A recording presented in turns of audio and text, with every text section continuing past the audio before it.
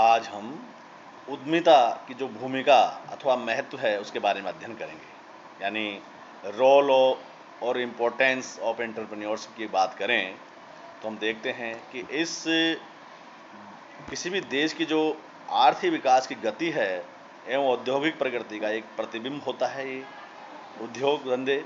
इसलिए उद्यमिता को औद्योगिकरण और आर्थिक विकास का मूल आधार माना गया है। चाहे विकसित हो, विकासशील हो, अविकसित हो, सभी प्रकार की अर्थव्यवस्थाओं में उद्यमी की महत्वपूर्ण भूमिका होती है।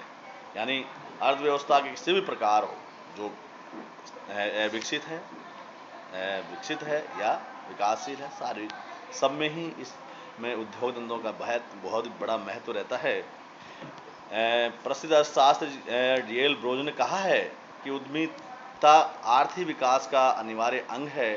इस कथन को तर्कपूर्ण देश में अप्रयुक्त प्राकृतिक साधनों जैसे मानव श्रम पूंजी का अधिकतम कुशलता के साथ उपयोग करके आर्थिक विकास की प्रक्रिया को आगे बढ़ाता है।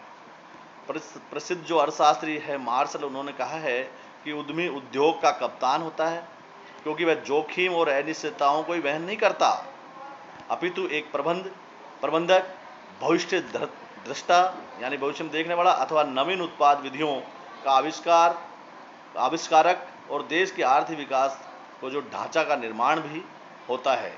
अपने लाभों को अधिकतम करने के लिए और वह उद्योग की आंतरिक व्यवस्था पर पूरी निगाहें रखता है, तो दूसरी ओर वह अपने प्रतिद्वंदियों की गतिविधियों पर भी पूरा ध्यान रखता है।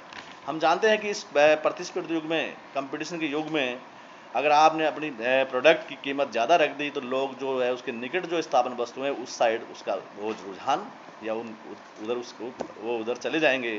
तो इनको महत्व को ध्यान रखते हुए अब हम इसके पॉइंटों के माध्यम से देखें तो सर्वप्रथम पहला है आर्थिक विकास का चक्र।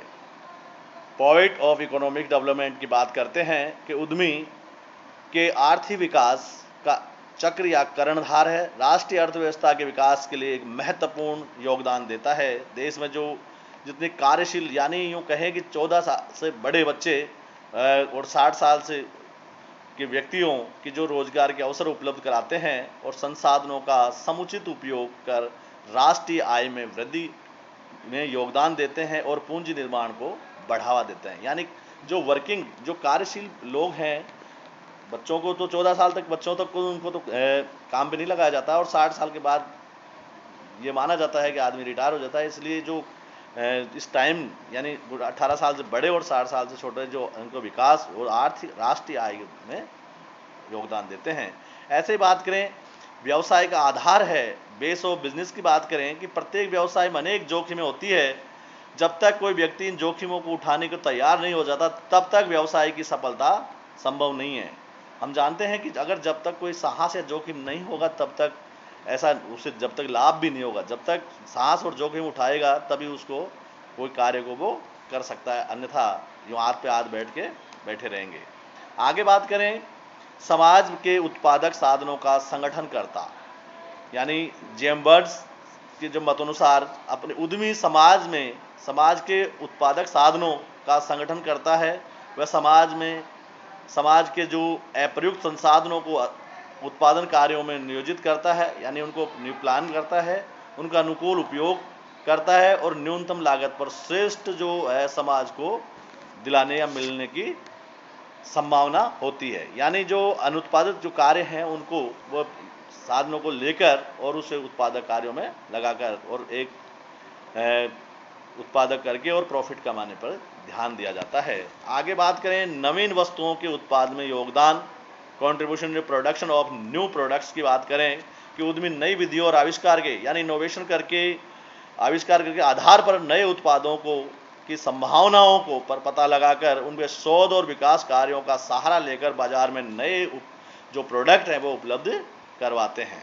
ऐसे ही बात करें पूंजी निर्माण में सहायक, हेल्पफुल इन कैपिटल जो फॉर्मेशन की बात करें, रेजर नेस्ट के मतानुसार है कि विकासशील देशों के केवल उद्यमिता की पूंजी में अभेद दुर्ग को तोड़ने के लिए महत्वपूर्ण भूमिका निभा सकती है।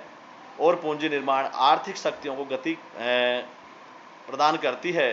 यानी हमारे देश में उद्यमियों की जनता से पूंजी प्राप्त करने का उत्पादक कार्यों में लगाया और अंशों एवं ऋण पत्रों की जो बढ़ती हुई मांग है उसका प्रतीक है। यानी जो प्रेफरेंस शेयर है या डिवेंचर्स हैं उनके माध्यम से पैसे लगाते हैं और प्रॉफिट कमाते हैं। नवीन बाजारों का विकास, डेवलपमेंट ऑफ न्यू मार्केट्स की बात करें कि उद्यमी विद्यमान बाजारों में अपने उत्पाद को निरंतर पूर्ति का प्रयास रखता है जारी, साथ ही वह नवीन बाजारों की खोज भी करता है और बाजारों का विस्तार भी करता है। यानी अपने न्यू बाजार प्रोडक्ट के लिए नया बाजार खोजना और उस प्रोडक्ट को वहाँ पर खपत करने के लिए उस बाजार में बेचना या भेजना। आगे बात करें नवीन औद्योगिक उपक्रमों की स्थापना, एस्टैब्लिशमेंट ऑफ इंडस्ट्रियल एंटरप्राइज की बात करें कि व्यावसायिक एवं औद्योगिक उद्यमी एक उपक्रम की स्थापना करके ही शांत नहीं बैठते।